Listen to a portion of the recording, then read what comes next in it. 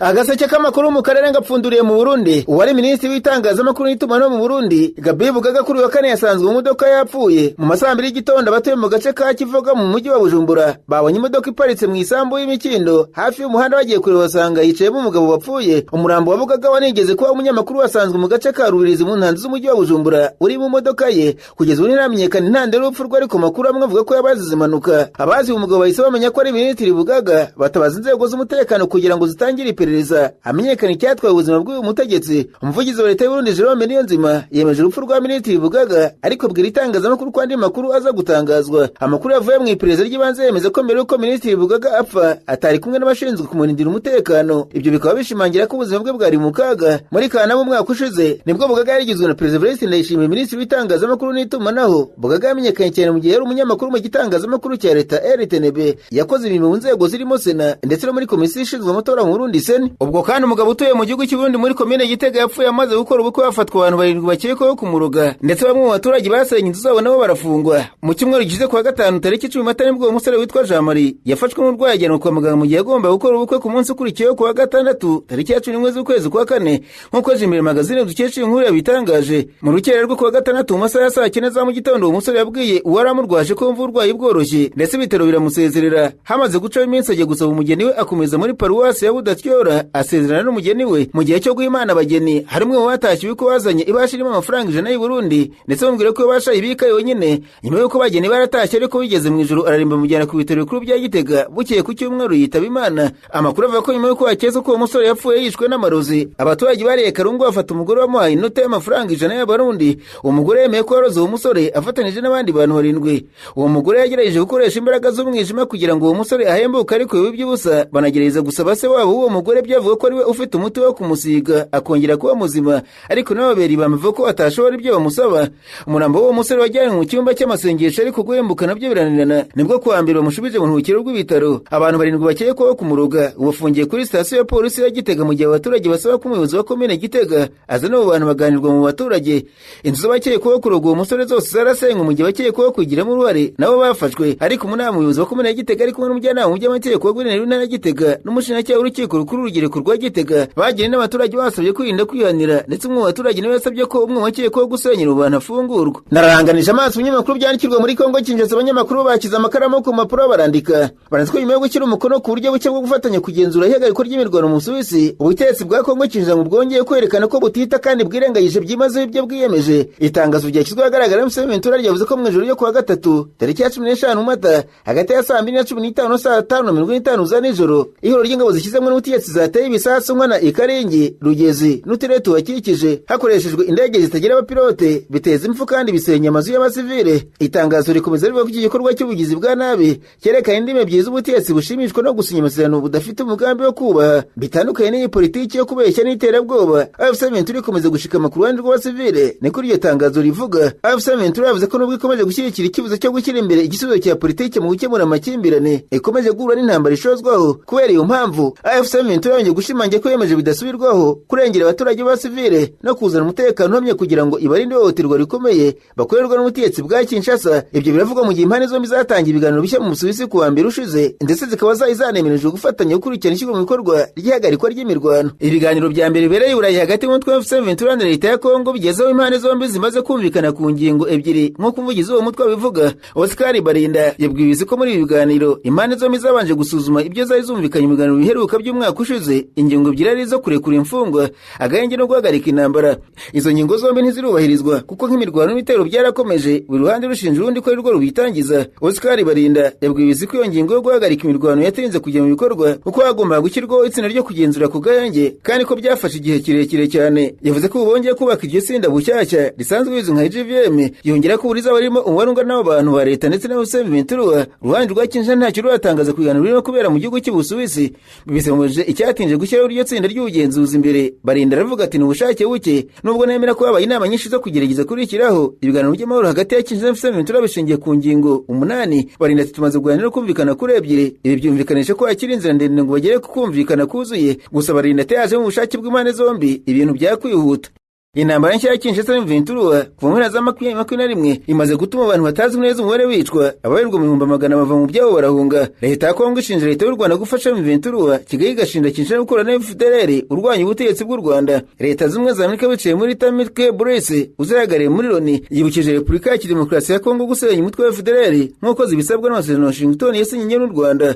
Amazere Tamilke Bruce yabigarutseho kuwa gatatu mu ijambo yavugiye muri akanama k'Oni gashinzwe n'umutekano yiga ku kibazo cy'akarere k'ibiyaga bigari. Uyu mudiplomate yavuze ko Kinshasa isabwa gusenya uriya mutwe bwangu itabikora igafatirwa izindi ngamba. Ati guverinoma ya Repubulika ya Demokarasi ya Kongo igomba kubahiriza ibyo yiyemeje byo guhita isenya Burundi FDLR nibura mu bice igenzura. Kwita ku munyenye z'umutekano uzayo ni ingenzi niba dushaka guhagarika uruziga rw'ubwumvikane buke rukomeje guteza amakimbirane mu myaka myinshi ishize. Ntidutinya gutekereza ku zindi ngamba kubashyira mu kaga amahoro. Yunzemo atabangiza amahoro bagomba gutekereza ko hari ingamba zibageraho nk'umufatanyabikorwa wemeje guteza imbere umutekano n'iterambere mu karere k'ibiyaga bigari. Abanyamerika bashaka kwibanda ku ntego ya nyuma ariyo kugera ku mahoro arambye. Tuzakomeza kurikirana hafi ku bintu bihagaze muri kano karere. Washington yasabye Kinshasa gusenya FDLR mu gihe mu minsi ishize umugambi mukuru wungirije ngo leta ya Kongo ishinzwe gukora n'ubutasi Lieutenant General Charigonza Jacques byitswe ko yatangije ibyitswe ibikorwa byo gusenya FDLR. Kuva icyo gihe cyakora nta murwanyi n'umwe Kinshasa irerekana ko yafashe cyangwa se ngo imwice, ahubwo amakuru ava ko impande zombi zakomeje gufatanya mu ntambara imaze igihe zirwana muri M23. Uyu mutegetsi muri Amerika kandi yavuze ko basaba u Rwanda kuvana ingabo aka kanya muri Kongo Kinshasa no kubahiriza ubusugire bw'iki gihugu, kandi ko Kinshasa igomba kurandura aka kanya umutwe wa FDLR. Amazere Tamilke Bruce intumwa yungirije Amerika mu muryango w'Abibumbye ivuze ibyo mu nama y'umutekano ya Loni yareba ko ibintu byifashe mu karere k'ibiyaga bigari. Tamilke Bruce yavuze ko nubwo ari intambwe imaze guterwa hatakwirengagizwa ingorane zigihari. Ati tubajwe cyane n'u Rwanda rukomeje gutuma amakimbirane akaza umurego ibigize guhinyura kutaziguye ibyo rutegekwa n'amasezerano ya Washington. Yongera ati nanone leta ya Kongo igomba kurikiza ibyo yemeje ikarandura aka kanya FDLR nibura mu duce igenzura. Amerika ivuga ko izi ngingo ari ebyiri z'ingenzi kuba amasezerano ya Washington yasinywe umwaka ushize ariko atabarizwa kugeza ubu. Tamilke yavuze ko Amerika ishimira Ubusuwisi kwemera kwakira ibiganiro biri guhuza umutwe wa M23 na leta ya Kongo bigamije guhagarika intambara. Leta y'u Rwanda ishinjwa na Amerika kohereza ingabo ibihumbi gufasha umutwe wa M23. Leta y'u Rwanda ihakana ibyo birego ivuga gusa ko yafashe ingamba zo kwirinda. Amerika iheruka gufata ibihano igisirikare cy'u Rwanda no mu makuru b'ingabo kubera uruhare ivuga ko bafite mu ntambara muri Burasirazuba bwa Kongo. Leta y'u Rwanda yanenze ibyo bihano ivuga ko byibasira uruhande rumwe. Ambasaderi Tamilke yavuze ko bazakoresha uburyo bwose mu kuryoza inshingano abahungabanya amahoro, atabahungabanya amahoro bakwiye kwitega ingaruka. Ariko kandi ambasaderi wungirije w'u Rwanda mu muryango w'Abibumbye yabwiye akanama gashinzwe n'umutekano kuriya muryango ko nta nzira ifatika iganisha ku mahoro mu karere k'ibiyaga bigari ishoboka mu gihe cyose umutwe wa FDLR waba ukomeje kudasenywa. Ambasaderi Robert Kayinamura yavuze kuwa gatatu mu nama y'akanama k'amahoro n'umutekano yasuzumaga ishyirwa mikuru y'amasezerano y'amahoro, umutekano n'ubufatanye ku butaka bwa Kongo Kinshasa ndetse n'akarere yashyizweho umukono 2013.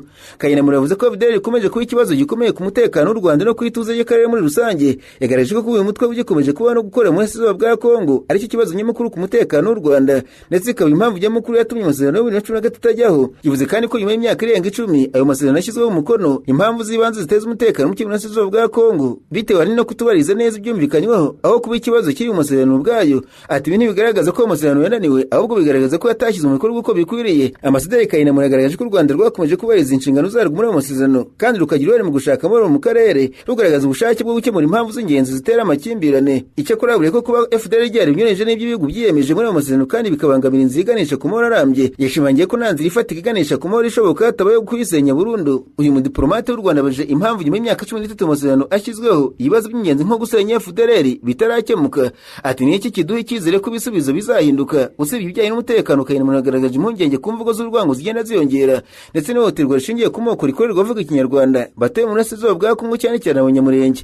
Yavuze ko gukomeza gufata abo bantu nk'abanyamahanga bibangamira intego yo kugera ku mahoro n'ubufatanye mu karere. Ambasaderi Kayinamura akomoza ku ntambara imaze imyaka 4 isakiranye M23 na leta ya Kongo yashimangiye ko nta gisubizo cya gisirikare gishobora gukemura iki kibazo burundu. Agaragaza ko amahoro arambye azagirwaho binyuze mu kubahiriza inshingano, ubufatanye no kubahana hagati y'impande zose. Agaseke k'amakuru mu karere ngapfunikire muri Uganda abanyamakuru bakoze ba muri Norandika barizwa perezida w'Uganda Yoweri Kaguta Museveni yemereye buri depite wese guterwa kujya mu nteko ishinga amategeko ya Uganda. Impano ya miliyoni 100 z'amashiringi ya Uganda ni hafi miliyoni 40 z'abanyarwanda. Iyi mpano y'amafaranga Museveni yayitangaje ubwo ari mwero w'abadepite bo mu ishyaka y'intare muri ku butegetsi muri Uganda bamaze iminsi mu gace ka Cyankwanzi. Perezida Museveni yabwiye abadepite ko bemereye impano ya miliyoni 100 z'amashiringi ku ikubitiro bakazahabwa miliyoni 30 z'amashiringi mbere yo kurera muri Gicurasi y'umwaka. Ati mbemereye miliyoni 100 z'amashiringi ariko ni kubashakira ikintu gito bijyanye n'ibintu byanyu byo kurahira andi azaza nyuma. Kubw'ibyo ntimwiyanduze, ntabwo ari ngombwa, dushobora gushaka ibisubizo bishingiye ku bigo aho kwishora muri ruswa.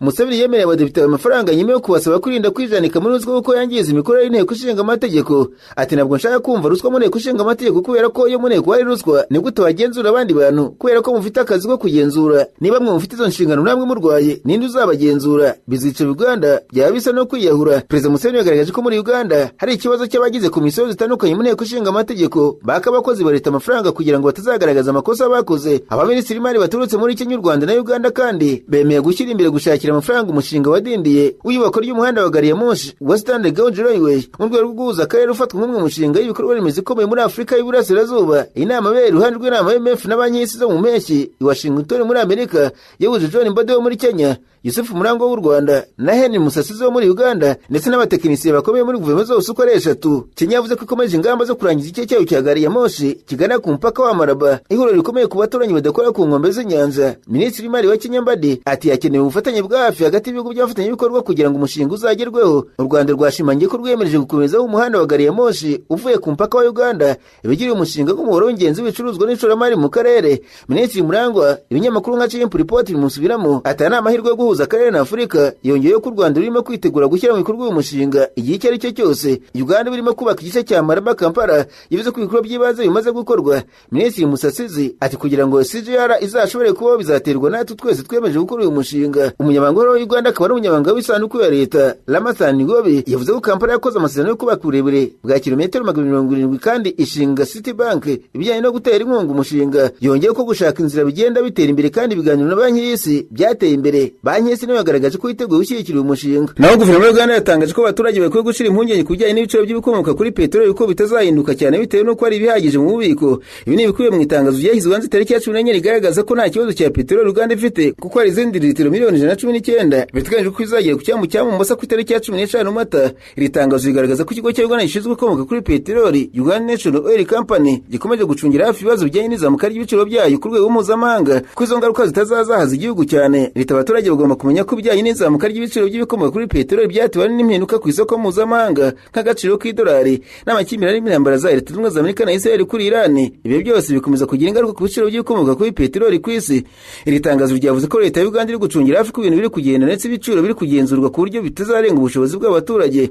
Ibyo bibaye mu gihe handi ku isi ibiciro by'ibikomoka kuri peteroli byatumbagiye bitewe n'intambara ya Amerika, Israel na Iran yatumye inzira ya Hormuz inyuzwamo 20% by'ibikomoka kuri peteroli ku isi yose ifungwa. Ibiciro bya peteroli byarazamutse birenga amadolari 100 kwa gunguru nyuma y'uko intumwa za Leta Zunze Ubumwe za Amerika n'iza Iran zinaniwe kumvikana ku bijyanye no guhagarika intambara nyuma y'ibiganiro byamaze amasaha 21 muri Pakistan. Nyuma y'uko intumwa za Leta Zunze Ubumwe za Amerika n'iza Iran zinaniwe kumvikana ku bijyanye no guhagarika intambara nyuma y'ibiganiro byamaze amasaha 21 muri Pakistan, ibiciro bya peteroli byarazamutse birenga amadolari 100 ku kagunguru kamwe. Na urukiko ruri muri Kenya rwakatiye igifungo cy'amezi 12 umugabo w'umushinwa witwa Zhang Kekum runamuca amande ya miliyoni 1 y'amashiringi asaga miliyoni 11 y'amanyarwanda azira kugerageza gukura mu gihugu mu buryo bw'amagendo ibimonyo bizima birenga 2200. Uyu mugabo afatiwe ku kigo mpuzamahanga kinini cya Nairobi muri Kenya agerageza kujyana mu Mushinwa ibimonyo 2228 mu buryo bunyuranyije n'amategeko. Zhang yatawe muri yombi n'abashinzwe umutekano tariki ya 11 Werurwe ubwo yari afite igikapu kirimo uducupa duto n'ibipapuro bibitsemo utudukoko yitegura kurira indege. Ku ikubitiro yabanje guhakana ibyaha yarwaga ariko nyuma za kubyemera. Ibi bimonyo byari byerekejwe ku masoko yo mu Bushinwa aho abakunda utudusimba bishyura yabo kugira ngo batworore nk'amatungo yo mu rugo kugira ngo bige imyitwarire yatwo. Undi mugabo w'umunyakenya witwa Charles Mwangi nawe yashinjwe guha ibyo bimonyo Zhang ariko waza guhakana ibyaha aregwa aho kugeza ubu ngubu yarekuwe by'agateganyo atanze ubwishyu. Umucamanza yasobanuye ko igihano nk'iki gikomeye cyari gikenewe kugira ngo ahagarike umuco mu ugenda ufata intera no gucuruza ibimonyo mu buryo butemewe, ibintu biri guteza ingaruka ku bidukikije muri Kenya kubera ibikorwa mu kubihiga ku bwinshi. Inzobere mu byerekeye ibinyabuzima zagaragaje iki kirego kigaragaza impinduka ikomeye mu bucuruzi bw'amagendo bw'inyamaswa aho kwibasira inyamaswa nini nk'amahembe y'inzovu. Kuri ubu hari kwibasirwa udusimba duto tutazwi cyane. Urugero umwaka ushize gusa abandi bagabo bane nabo baciwe amande ya miliyoni 1 y'amashiringi buri umwe bazira kugerageza gucuruza ibimonyo birirwa mu bihumbi mu buryo butemewe n'amategeko. Ubwo kandi umunyakenya witwa Edwin Njuguna Ngugi yiciwe muri Bunia muri Nigeria nyuma yo kwamburwa n'abasirikare ba Repubulika ya Demokarasi ya Kongo. Yarizeye ko bamurindira umutekano. Njuguna akomoka mu gace ka Marava mu karere ka Busia itariki 2 Mata uyu mwaka avuganye n'abo umuryango we abamenyesha ko ikamyo mumfiriyeho igeze ahantu habi cyane kandi ko atizeye umutekano. Uyu mushoferi yavuze ati ejo mu gitondo yingiye gukubitwa n'abantu baje bafite imihoro bashaka kunyiba kubw'amahirwe abasirikare baraza nyimizigo yavuze ko zazana indi modoka bayikiremo ubu ndategereje. Ubwo umushoferi yabonaga ko bagize imana bashobora kumwica yasabye abasirikare bakomwe kumurindira umutekano aho kumurinda bamwambuye amafaranga yari afite bamusigaho ngo baragenda.